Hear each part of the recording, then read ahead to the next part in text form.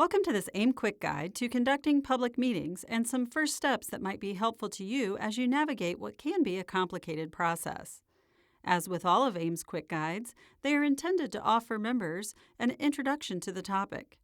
These quick guides should not be considered legal advice and should not be considered the single source of information regarding a particular topic. Should you need further assistance, please don't hesitate to reach out to us at aimindiana.org, and we'll be happy to link you with additional resources. Let's get started. Establishing rules and the order of business. Common councils and town councils have the authority, subject to compliance with applicable statutory provisions, to prescribe their own rules of procedure by ordinance. The ordinance should establish the day or days of the month and the time of regular meetings, the procedure for calling special meetings, and who is authorized to call special meetings, the method for handling motions, procedures for deviating from rules, and whether the ordinances and resolutions can be read by reciting only the caption. The ordinance should permit rules to be altered, amended, or temporarily suspended, including any requirements for voting on such suspensions, such as by a vote of 2/3 of the members present, providing there is a quorum. In many cities and towns, the ordinance establishing the council rules states that the proceedings of the council will be governed by Robert's Rules of Order, or by some other published set of rules. Although each common or town council determines its order of business, the following order is very commonly used unless provided otherwise in the municipal code: call to order, roll call, approval of minutes if kept, or memorandum required by the open door law. The clerk or clerk treasurer may read the minutes of the preceding council meeting. The presiding officer asks for corrections and approval. In practice, the clerk or clerk treasurer in many cities and towns provides advance copies of the previous meeting's minutes so they don't have to be read in full during the meeting. Petitions or comments by those members of the public present. Time limits for such presentations by each individual person may be desired and should be uniform and uniformly enforced for all speakers. Reports from committees and officers. Chairs or individual department heads may be asked to report on the activities of their respective committees or departments. Unfinished business. Any business that has been previously considered and is still unfinished. New business. Introduction of new ordinances and resolutions, and any other matters before the council may be considered. Claims. The dispersing officer may present any claims against the city or town for the approval or disapproval of the council. Miscellaneous business. Any matters not already considered by the council may be considered, and adjournment.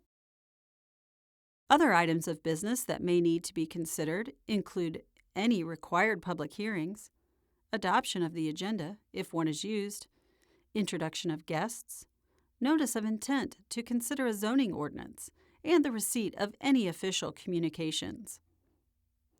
Other than reports, public comments and complaints, official business is normally conducted by a member of the council, after being recognized by the presiding officer, and making an appropriate motion. Before the presiding officer proceeds with the discussion, a second member should second the motion. Immediately after the motion is made and seconded, the presiding officer should state the motion. On most motions, other than the procedural motions, the presiding officer will call for discussion. In many meetings, discussion and debate may lapse into informality. However, it is important that sufficient formality be observed to make certain that the vote on the matter is accurately recorded. When discussion has ceased or been terminated under the rules, the presiding officer should restate the motion and call for ayes and nays. Usually, the presiding officer will call for a voice vote. However, if a roll call is requested, the clerk or clerk treasurer then calls the name of each member of the council and records the vote. In many communities, roll call votes are recorded electronically. The basic steps for acting on a motion are as follows. A member of the council will address the chair, wait for recognition, and make the motion. For example, I move that. A second member of the council seconds the motion. The presiding officer will restate the motion, call for discussion among the members of the council, ask the question, take the vote, and state the results. Conducting the meeting. After the presiding officer calls the meeting to order, and the clerk or clerk-treasurer has called the roll and read the minutes of the previous meeting, the presiding officer is responsible for moving the meeting along by announcing the next order of business. The job of running a council meeting has been compared to walking a tightrope or even herding cats, and in many cases, these comparisons are very appropriate. Rules of procedure should attempt to balance the competing desires of granting an opportunity to speak to every eligible person who desires to do so, while at the same time avoiding meaningless debate. It is the role of the presiding officer, in most cases, to handle this type of situation as he or she best sees fit. Many municipalities focus on ways to encourage civility in all discourse, whether among the council or with the general public. Many cities and towns use Robert's Rules of Order as a guide in matters of procedure. It is common for local legislative bodies to deviate from Robert's Rules by permitting the presiding officer, when a member of the council, to make a motion, to participate in debate, and to vote, particularly when needed to break a tie or it is a three-member council. If agendas are employed, preparing them is usually the responsibility of the clerk or clerk-treasurer under the direction of the presiding officer. Agendas and supporting documents should be circulated in advance of the meeting to each member of the council and other municipal officials.